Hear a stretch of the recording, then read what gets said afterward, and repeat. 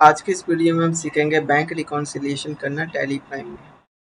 मैंने यहाँ पे ऑलरेडी बैंक का लेजर खोला हुआ है और ये मई मंथ के कुछ ट्रांजैक्शंस हैं। इन ट्रांजैक्शंस में सभी टाइप के ट्रांजैक्शंस हैं, एनईएफटी ट्रांजैक्शंस हैं और रिसिप्ट एंड पेमेंट की चेक के थ्रू भी ट्रांजैक्शंस हैं।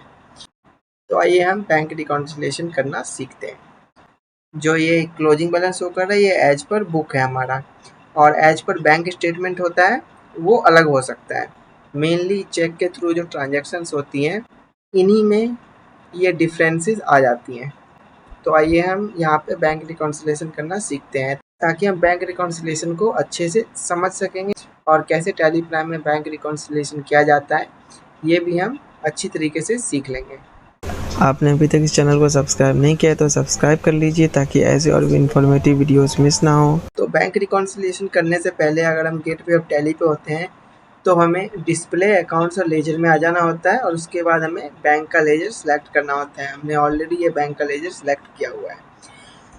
यहाँ से आप डिस्प्ले अकाउंट्स लेजर या DAL शॉर्टकट की प्रेस करेंगे तो लेजर्स पे आ जाएंगे और यहाँ पे जो भी बैंक है वो हम यहाँ पे सिलेक्ट कर लेंगे। हमारे केस में स्टेट बैंक ऑफ इंडिया है तो यहाँ पे हम स्टेट बैंक ऑफ इंडिया को सिलेक्ट कर लेंगे और जिस भी पीरियड का हमें बैंक रिकॉन्सिलिएशन करना है वो पीरियड हम सिलेक्ट कर लेंगे। मान लीजिए हमको मई 2024 का बैंक रिकॉन्सिलिएशन करना है तो हम यहाँ पे पीरियड सिलेक्ट कर लेंगे ऑल्ट F2 से। मई 1 मई 2024 ऑलरेडी है और नीचे का हम डेट चेंज कर लेंगे 2 में 31। यहाँ पे हमने मंथ का पीरियड सेट कर दिया है। आप जिस भी पीरियड का करना चाहते हैं वो पीरियड आप यहाँ पे सिलेक्ट कर सकते हैं। बैंक रिकॉन्सिलिएशन करने के लिए हमें बैंक स्टेटमेंट होना ज़रूरी है। चाहे आप बैंक स्टेटमेंट की सॉफ्ट कॉपी रख लें या हार्ड कॉपी निकाल लें, वो आपकी प्रेफरेंस पे डिपेंड करता है। यहाँ पे हमें टैली में बैंक रिकॉन्सिलिएशन के लिए ऑल्ट R की का यूज करना है। यहाँ पे हमें वो सारी ट्रांजेक्शन्स दिखेगी जिनका हमने बैंक डेट नहीं डाला होगा। बैंक रिकॉन्सिलिएशन बैंक डेट डाल के ही होता है। बैंक स्टेटमेंट में जो डेट होती है इन ट्रांजेक्शन्स की, हमें वही डेट यहाँ पे फिल करना है। अभी आप देख सकते हैं बैलेंस एज पर बैंक, ये है balance as per bank statement 266,167 दिखा रहा है और यहाँ पे वेरिएंस है यानी कि यहाँ पे डिफरेंस है। डेबिट अमाउंट में 90,000 का डिफरेंस है और क्रेडिट अमाउंट में 2.5 लाख का डिफरेंस है। जैसे जैसे हम यहाँ पे बैंक डेट डाल देंगे ये डिफरेंस कम होता रहेगा और एंड में यहाँ पे कोई भी डिफरेंस नहीं देखने को मिलेगा अगर हमें सारी ट्रांजैक्शंस मिल गई होंगी बैंक स्टेटमेंट में। ऐसा भी हो सकता है कि कुछ ट्रांजैक्शंस ना मिले क्योंकि वो ट्रांजैक्शन शायद मई के महीने में क्रेडिट या डेबिट बैंक स्टेटमेंट में नहीं हुई हो, जो कि जून या आगे के मंथ में हो सकती है क्योंकि 3 मंथ का टाइम होता है अगर कोई चेक इशू होता है तो सबसे पहले हम ये फर्स्ट ट्रांजैक्शन को देखेंगे। हमारे बुक में 1 मई 2024 में एंट्री है।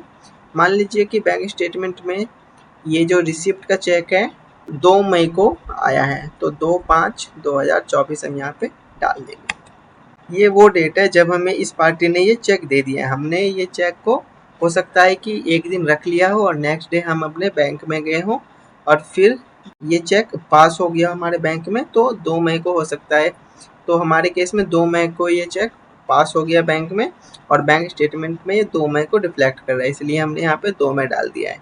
अब हम बढ़ते हैं अगली ट्रांजेक्शन्स पे। ये है पेमेंट का ट्रांजेक्शन, 3 नंबर चेक है और 3 मई को हमने अपने बुक में एंट्री किया हुआ है। चेक अपने वेंडर को देते हैं, वो 5 या 6 दिन के बाद मान लीजिए कि अपने बैंक में ये चेक को डिपॉजिट करता है और क्रेडिट होता है मान लीजिए 8 मई को।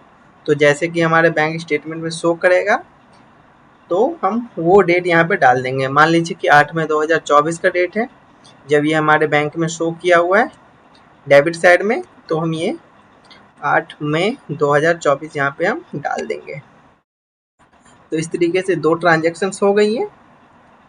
अब यहाँ पे NEFT है। NEFT क्या होता है कि सेम डेट में हमारे बैंक में दिख जाता है, तो इसमें तो सेम डेट ही हम यहाँ पे डाल देंगे और बैंक स्टेटमेंट में भी यही डेट आ रहा होगा अगर ये NEFT ट्रांजेक्शन्स हैं।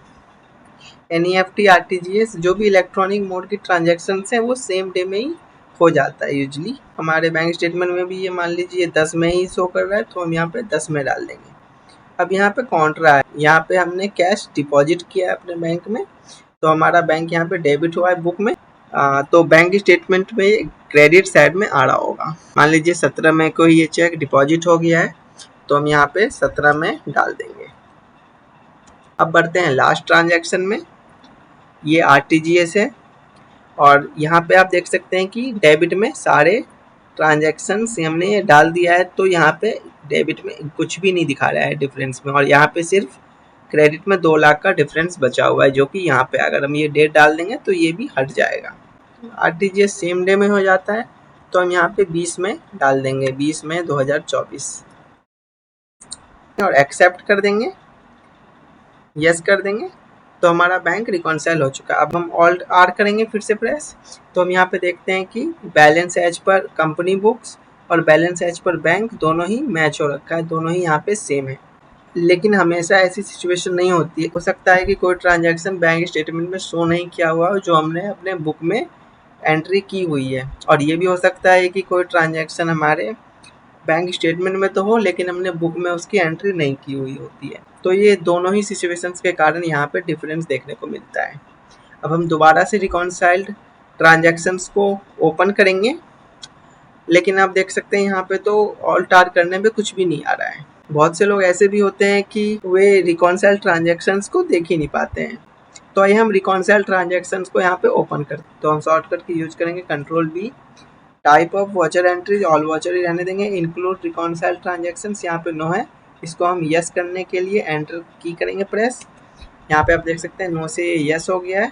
अब हम एस्केप की करेंगे प्रेस, एक बार और करेंगे प्रेस। अब हम वापस आ जाते हैं, तो हम ये देखते हैं कि रिकॉन्साइल्ड ट्रांजैक्शंस यहाँ पे दिख गया है। मान लीजिए अगर कोई एक ट्रांजैक्शंस इनमें से बैंक स्टेटमेंट में शो ना किया, तो उस सिचुएशन में हम कैसे बैंक रिकॉन्साइल करेंगे? तो उस सिचुएशन में हम जैसे कि कोई ट्रांजैक्शंस बैंक स्टेटमेंट में नहीं है, तो हम इसको, जाहिर सी बात है, हम उसका डेट नहीं डाल सकते, क्योंकि हमें तो मालूम ही नहीं है कि बैंक में कब वो डेबिट या क्रेडिट हुआ है।